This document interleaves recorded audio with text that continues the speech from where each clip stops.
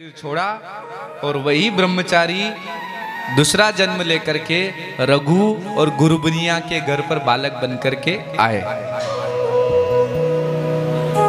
कौन? यही रैदास जी महाराज। अब जब रैदास जी महाराज का जन्म हुआ तो जन्म होते ही जैसे जड़ भरत जी महाराज को पूर्व जन्म का ज्ञान था, उसी प्रकार इन्हें भी ज्ञान था कि मैं रामानंदाचार्य जी का शिष्य हूँ। अब रामानंदाचार्य जी का शिष्य हूँ तो मैं तो निगुरे व्यक्ति के हाथ का कभी खा नहीं सकता। और मेरी माँ गुरबिनिया निगुरी है, मेरे पिता रघु निगुरे हैं। तो वहां जन्म तो ले लिया ब्रह्मचारी जी ने रैदास जी के रूप में, लेकिन वहां माँ का दूध नहीं पी रहे थे, रोए जा रहे थे। एक दिन हो, 2 दिन हो, जब दूध नहीं पिया तो काया दुर्बल होने लगी। बोले शरीर छोड़ दूंगा। जन्म होते ही देखो कितना वैराग्य, शरीर छोड़ दूंगा पर निगुरी माँ का दूध भी नहीं पीऊंगा। निगुरी मतलब जिन्होंने गुरु नहीं बनाया। इसलिए गुरु कितना आवश्यक है इन संतों से समझिए कि हमारे भारतवर्ष का एक छोटा सा संत जन्म लेते ही कह रहा है कि मैं निगुरे व्यक्ति के घर का अन्न जल दूध स्वीकार नहीं करूंगा। निगुरे व्यक्ति को इतना अपवित्र माना जाता है, दोष लगता है। निगुरे व्यक्ति के हाथ का अन्न जल दूध कुछ भी पिया तो दोष लगता है, हमारे पुण्य नष्ट होते हैं। इसलिए जो दीक्षित हो उसके घर का अन्न ग्रहण करें। अब खैर, अब चाट खाने वाले टाइम पर तो हम सोच ही नहीं सकते कि ये चाट खिलाने वाला दीक्षित है कि निगुरा है। बोलो राधे राधे। रामानंदाचार्य जी महाराज सेवा में बैठे थे ठाकुर जी की। उनको पता चल गया कि अरे मेरा शिष्य जन्म तो ले लिया पर दूध नहीं पी रहा है। तो रामानंदाचार्य जी ने शिष्यों से कहा कि जाओ रघु को कहो कि रामानंदाचार्य जी तुम्हारे घर आ रहे हैं। खबर पहुंची तो रघु तो आश्चर्यचकित हो गया, रामानंदाचार्य जी मेरे घर। तो उसने बढ़िया साफ सफाई करके घर तैयार किया, इतने बड़े महात्मा मेरे घर आ रहे हैं। पहुंचे रामानंदाचार्य जी महाराज, बीच में उस बालक को सुलाया, इधर उसकी मातोश्री बैठी और इस तरफ रामानंदाचार्य जी बैठे।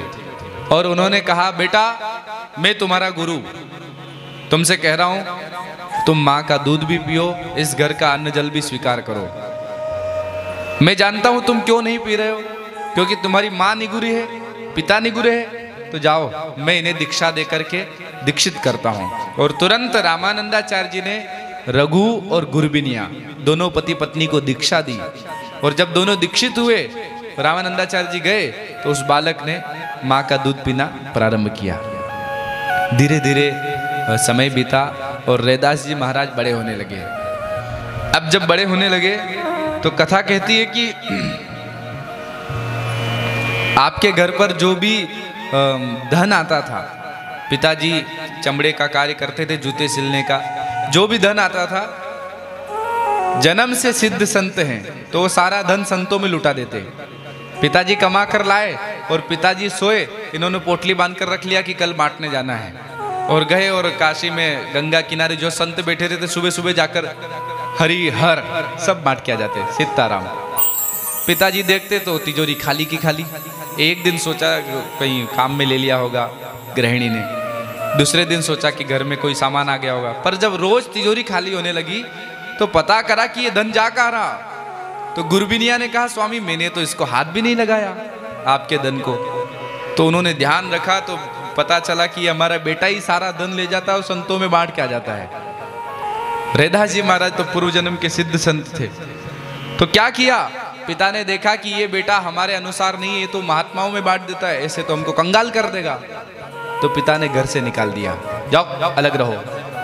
ये दुनिया की सच्चाई है। आप दुनिया के लिए तभी तक उपयोगी हैं जब तक उनके लिए कुछ करते हैं। और जहां आपने कमाना छोड़ा, उनके लिए कुछ करना छोड़ा, कि यही दुनिया आपको लात मार करके भगा देती है। जड़ भरत जी महाराज का चरित्र हम सुनते हैं। उन्होंने भाइयों ने देखा कि ये जड़ भरत कुछ काम नहीं करता है तो घर से भगा दिया। चाय में शक्कर आना बंद हो जाए तो समझ लेना कि अब रंग बदल चुका है। रिटायर्ड हो जाओ और रिटायर्ड होने के बाद अगर रोटी जल्दी आने लग जाए तो बिना कहे समझ जाओ कि अब बहू जो बेटा जो है हमसे वो प्रेम नहीं रखते क्योंकि हम कमा कर नहीं ला रहे हैं, हम रिटायर्ड हो गए। रघु गुरबिनिया ने रैदास जी महाराज जैसे संत को भगा दिया। संतों को समझना भी बहुत मुश्किल, रहते हुए संतों को कोई नहीं समझ पाता, उनके चले जाने के बाद में उनकी आरती पूजा करते हैं। जब वो रहते हैं धरती पर तब उनकी महत्वता कोई नहीं जानता। बोलो राधे राधे।